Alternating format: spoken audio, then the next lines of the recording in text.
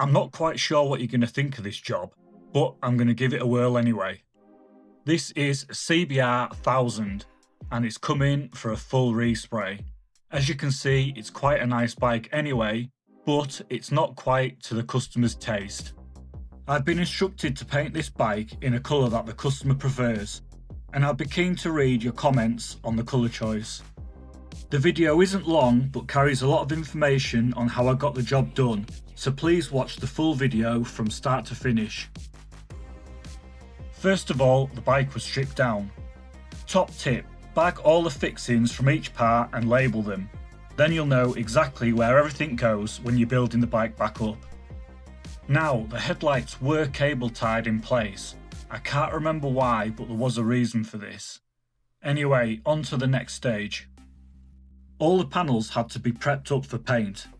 Because the tank had decals on, they had to be removed. The paint had to be sanded flat and primed with a high build primer. The primer I like to use is called Roberlo, and it's a 4:1 mix. It really is a decent high build. All these panels were prepped up with a 240 grade production paper before they were primed.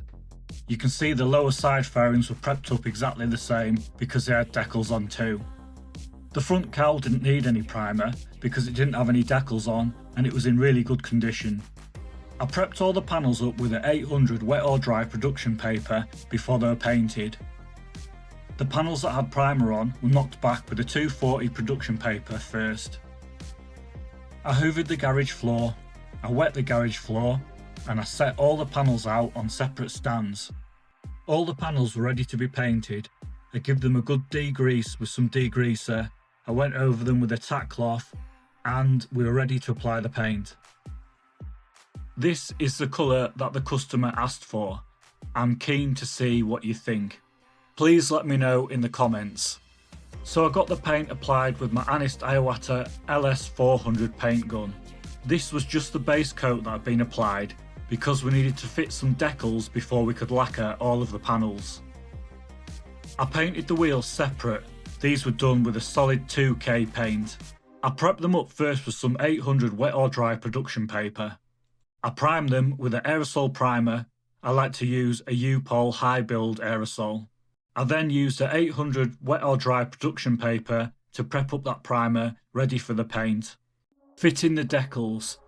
I had to build the bike up before I could fit the decals. I also had to make the decals on my computer because I couldn't find them anywhere and cut them with my decal machine. I also fit the wheels.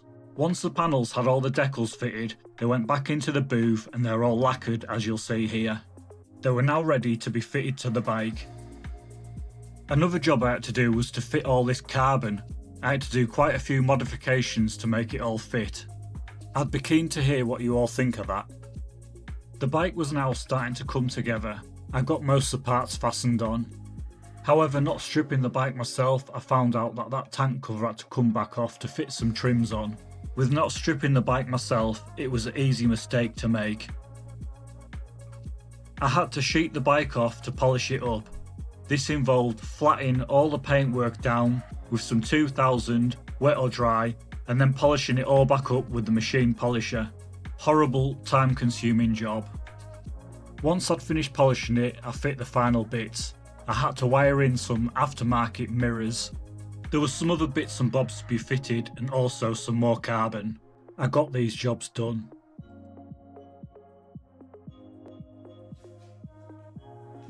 So that's the CBR 1000 Fireblade all done.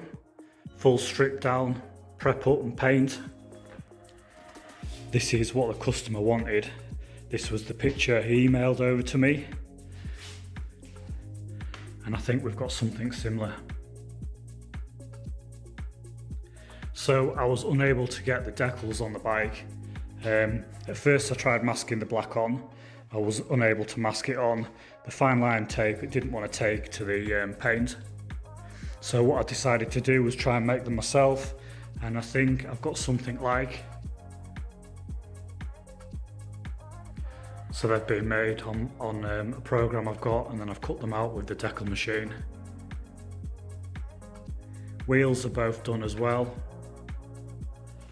Underneath I've done that black. Something else the customer wanted doing to the bike while I had it was these carbon fibre covers fitting.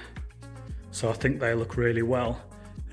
Looks good, the yellow looks really good against those carbon fibre frame covers. Same on the swinging arm.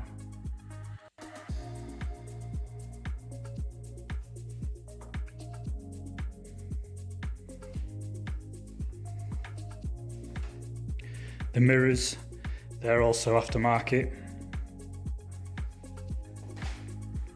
So these just flip up. They didn't have the best fixings with them, they weren't very long. So I've had to fasten them with some long 10mm. I've just double locked them off on the back for now. But ideally, he wants to be getting some longer Allen bolt type, preferably black, and they'll look a lot better. So you see they've got a built-in indicator there. They also flip up.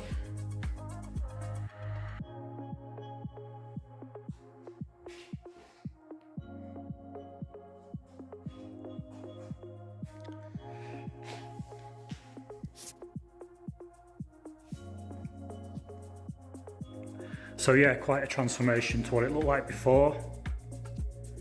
All finished. It's now ready to go back to the customer. I hope you've enjoyed this transformation. Please let me know what you think of the before and the after. I just want to give a quick shout out to Paul Featherstone that watches my videos religiously every week. Also my friend in Russia, Dmitry Kozlov. Subscribers Michael David, Jules of South Africa, Matt Thompson, Renovation Man 87 and Alex McDonald. And I best give a shout out to my old fruit Andy Graham who helps out with my classic superbike. Well, that's a wrap. I hope you've all enjoyed the video and I'll see you in the next one.